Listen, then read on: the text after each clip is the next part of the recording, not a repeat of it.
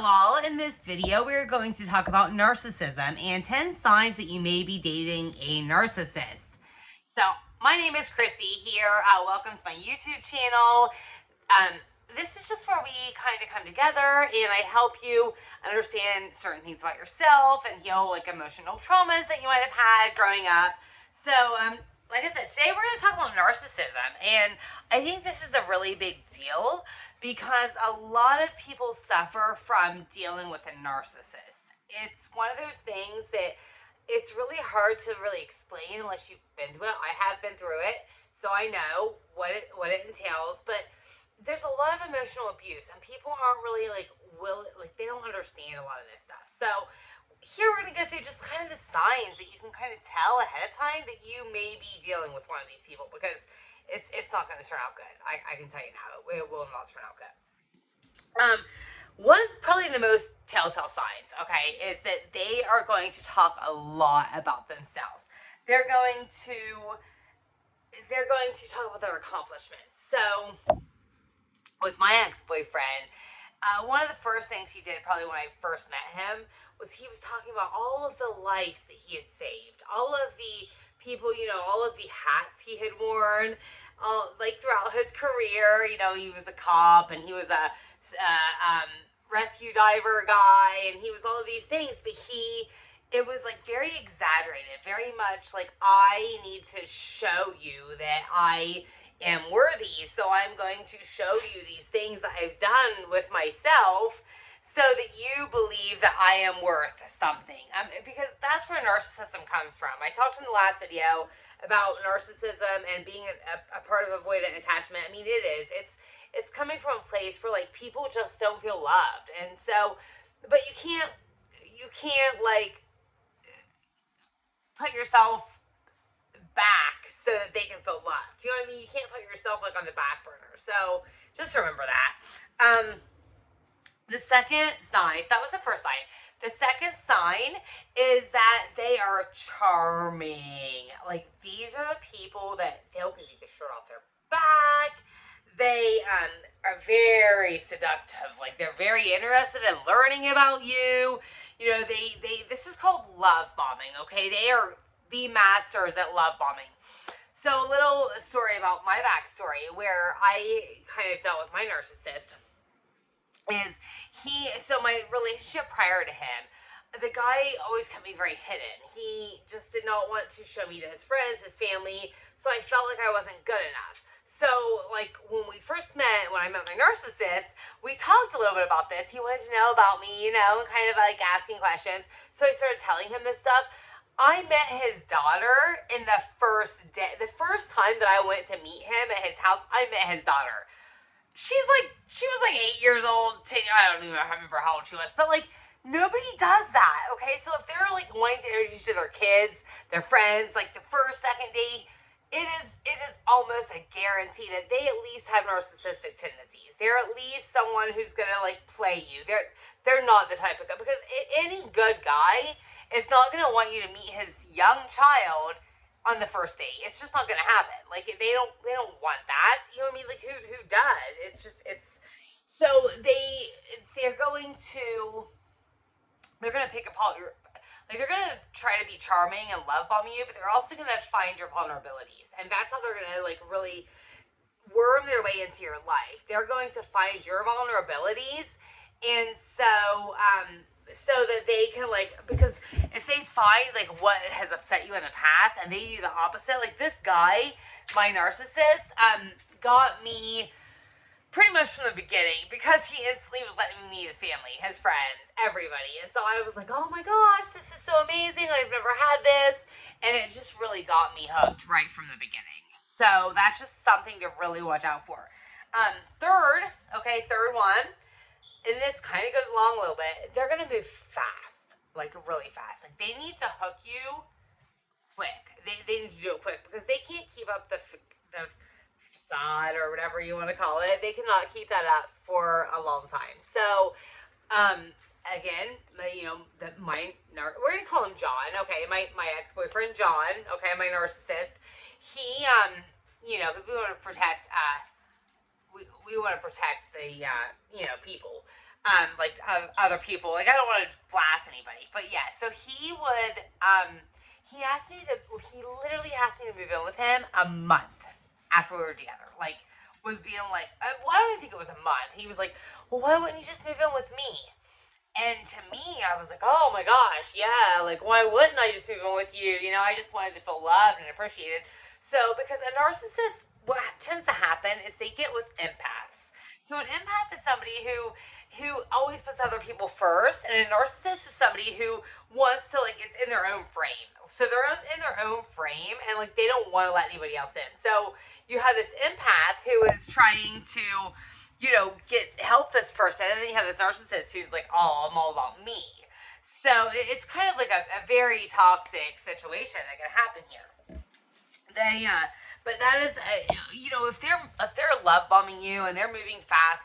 I mean, these first three that I talked about, the talking about themselves all the time, the love bombing, and the moving fast, those are probably, like, I don't know anybody who's dated a narcissist where this hasn't happened. Like, those three things right there is almost always going to be prevalent. You know, there are different kinds of narcissists. So there are, like, covert narcissists, and then, like, the normal kind. But even a covert narcissist, they're still going to talk about themselves. They may talk about themselves in, like, a victim mentality type of way, or, you know, oh, everybody's always out to get them, but they're still going to talk about themselves. It's always about them.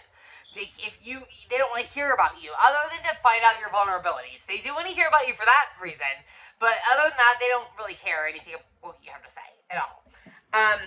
They're going to have a, number four, they're going to have a lack of reliability. So there's no follow through.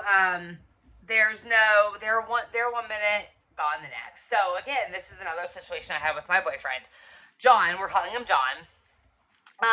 He was very much, you know, because he knew that I wasn't on my ex-boyfriend's Facebook page. Like, he knew that bothered me. I felt very hidden, felt very, like, unworthy.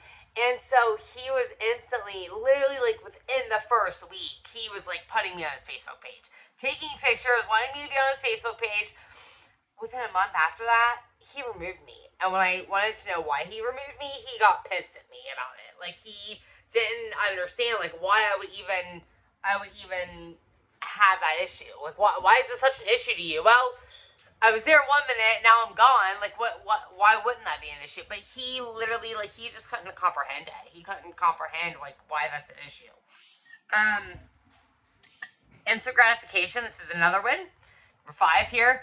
Instant gratification, you know, and that's something that I don't really have a story to go along with that one, because it's just something that I'm not, but they do like to, if you say no to them, I mean, this kind of goes along with boundaries, I guess. So if you say no to this person, see how they react. That's another way to know that you're dating a narcissist, because if you say no to them, they don't like it. They don't like to be told no. So they're going to get upset with you, okay? Online, okay? They're a rule breaker. And this goes along with my next one, drama. So they like to, you know, they might cut in line. They might speed. They might, the drama thing is huge with a narcissist. So, like, if you notice somebody, this is another one that I almost always have seen people do. So, like, almost always a narcissist will carry this trait. They are somebody who, okay, again, when me and my narcissist met, one of the first things he wanted to do is post me on Facebook. He wanted to post me on Facebook. Well, after he posted me on Facebook and it caused all of this drama, I found out that his ex-wife, soon-to-be ex-wife, was actually on his Facebook page. So the only reason he wanted to post me on Facebook was because he wanted his ex-wife to see what he was doing now and, like, who he was with, so that she would be jealous, and so it would cause drama, and then it would, like, all blow up. You know, right before I broke up with him, like, he posted a picture. We were at this club, I guess you could call it, and he posted a picture of me, he posted a picture, took off without, like, I don't even know where he went, and took a picture of this girl who was, like, stalking my Facebook. I found out she was stalking my Facebook, and so I knew something was going on. He went around the side of the corner, took a picture with her, and put, let's give him something to talk about. And then when I got mad about it and, like, broke up with him and said, this is enough, like, I'm gonna value myself more than this, he literally hadn't, like, he didn't understand. Like, he literally couldn't comprehend. I think to this day he still doesn't. Like, he couldn't comprehend why this was an issue to me. Like, why, like, you take a picture with another girl and say, let's give them something to talk about, but it's okay. Like, it's not a big issue. So, I don't know, even to this day, like, I'm like, how could you think that that's okay to do something like that? But if it's, like, he thought it was fine. Like, he had no empathy towards it. He had no, he just had nothing about it. You know, it's again, it was drama. Like, it was all about causing drama. But then, like, they like to turn the table. Like, so they'll tell you that you're a drama queen when you're like, I'm not doing anything. Like, I didn't do a thing here. Like, you're the one who's posting all of this stuff. But yeah, they'll call you. It's really kind of a crazy thing. You know, everything revolves around them. This is like a number 87. I don't even remember which one we're on now, but everything revolves around them. So it's, again, try to talk about yourself and see how much they value you, how much they listen to you, because they won't. They won't. Everything revolves around them. And then, I mean, that's pretty much all I have to say about that. It's pretty self-explanatory. Number 8, manipulation. So manipulation is huge. And this is like, it just goes along with, you know, they will manipulate you to get you to date them. They will manipulate you for that. They will do things like, so my ex, what he would like to do is he would like to make me think that there was all of these women who wanted him. Not very good looking guy, honestly. I used to be very cute, let himself go a lot, not very cute now. So he would, like, what he would do to me is he would talk about all of these women he cheated on his exes with, and I would be like, you know, do you think this is cool? And he'd be like, no, like, I'm just saying, like, and he would always talk about, like, oh yeah, this one wants me, oh yeah, that one wants me, oh yeah, that one wants me.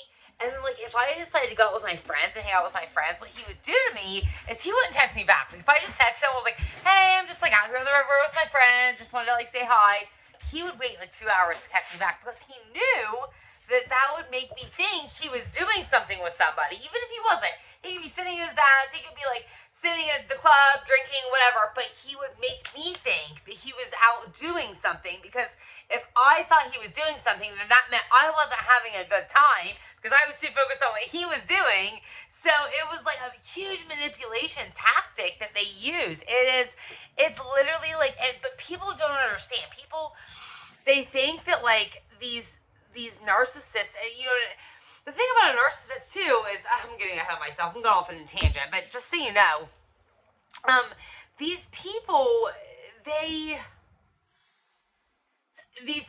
just, I forgot what I was going to say now, sorry guys, you know, they manipulate you so bad emotionally. Like, they're not physically abusing you, they don't like to do that, but they like to emotionally abuse you. They like to make you feel bad about yourself. And then when you do, and you start to flip out, they call you crazy. When really you're just reacting to what they're triggering inside of you, you know? And again, I like the man. I'm not gonna lie, I like me some Trump, okay? But do I think Trump's a narcissist? Fuck yeah, I think he's a narcissist. Like, I think but again, he makes a good president. He makes a good president because he's a narcissist, and narcissists don't like to fail. So yeah, he makes a good, but the tweets that he does, and like the something that is, in a sense, to get at other people. Like, it's to make other people feel bad about themselves, so that they will then flip out, and you can then call them crazy. Like, it is a tactic that all the narcissists use. You know, again, narcissists, they say that, like, you know, that something like, it's very rare that only 1% of the population is a narcissist. Well, you know why that is? Because narcissists don't get help. They don't want to get help. They think they're fine the way they are. They're not. But because of that, in order to have a study, you have to have a number of people who are getting help, and a narcissist doesn't get help. I'm sorry, off on a tangent. Let's get to number 10, okay? They put others down. Like, and this is a huge one. They love to put others down. They will call them fat. They will call them, so for me, one of the things that I dealt with a lot is we would get in fights. Like, I would just, he would get me drunk. He would want to get me drunk so that my inhibitions would be down. So he would get me really drunk, and then he would start saying things to me that just would upset me. And so then I would get upset about it, and for example, like he would like we'd be talking about something not even related to kids, and all of a sudden he'd be like, "Whoa, you're a slut. You got 3 baby daddies." Well, this is the thing. He had 3 baby mommies, but whenever I would bring that back up, well, you have 3 baby mommies. Like, why is that such a huge? And he would say, "Yeah, but you've never been married, and I have." He knew that it had bothered me that I'd never been married. That was something we talked about one of our first dates. So he knew that I didn't like it. So what did he do? He would throw up almost every time we fought. Almost every time. And he would just be like, "Well, you have 3 baby daddies and you've never been married." He would tell me what a horrible mother I was. Like, not doing anything. I mean, I'm not great. Like, I made a lot of mistakes, and I made a lot of mistakes when I was with this guy because he made me think that I had to be with him all the time. Like, and a lot of that's my shadow. I'm not saying it's all his fault. Like, a lot of it was my shadow. But a narcissist knows how to play on your shadow, and they know how to, like, get you in there and just, like, and get to the nitty gritty. Like, they will just make, they can't stand to see you smile, to see you be happy, because inside they're not happy. Like, they might seem happy on the outside. They may seem like they're, happy-go-lucky person, but they're really not. Like, they're not okay. And it's because they have all of these issues from childhood, and they've had this horrible time, and so they're not okay. They're not. But, so in turn, they just try to tear us down because it makes them feel better. Bottom line. Makes them feel better.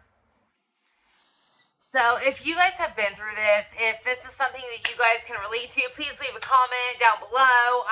I would love to hear from you guys. I think that a lot of us have been through this, at least people with narcissistic tendencies. Like I said, I will touch a little bit on the covert narcissist.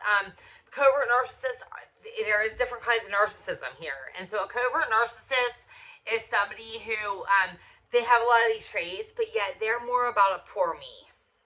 They're more about a poor me type of thing. So they're always the victim. They're not out there bragging about how great they are. They're always bragging about what a victim they are. Nothing's ever been their fault. They're a victim. I mean, and both kinds of narcissists, they have justification for all this. Like, there's never, they just can't, and they can't admit they're sorry and be genuine about it. It just doesn't happen. Like, it just doesn't. And they have I forgot the number one thing, really, with a narcissist, but I mean, I touched on it, but lack of empathy is what really classifies a narcissist. So lack of empathy. So when you cry, like, the more you cry, the more they're going to get off on that. So you think you're going to cry and just kind of be like, thinking they're going to, like, feel bad for you. No, they're going to get off on that. Like, they're literally going to be, like, loving the fact that you're crying because they think, because to them, they've hurt you. So now they can feel better about themselves because they've now hurt you. So, a lack of empathy, like, they don't care, okay? A narcissist does not care about you. They will act like they care. They will do it to get in with you. I mean, they will, you break up and they will, like, pull you back in because they want to, like, it's a game. It's a game to them. They need to get you. They need to hook you. Once they hook you, they don't want anything to do with you, but they need to get you in there. So I'm sure we will be having lots more conversations about narcissism. Again, like I said, leave a comment below. I would love to hear from you. Push the subscribe button. My name is Chrissy with Soul Connections here, because we are all one. We are one soul. So, hit the subscribe button, and I would love to hear in the comments from you guys. So until next time, I love you so much, and I hope you have a great rest of your day.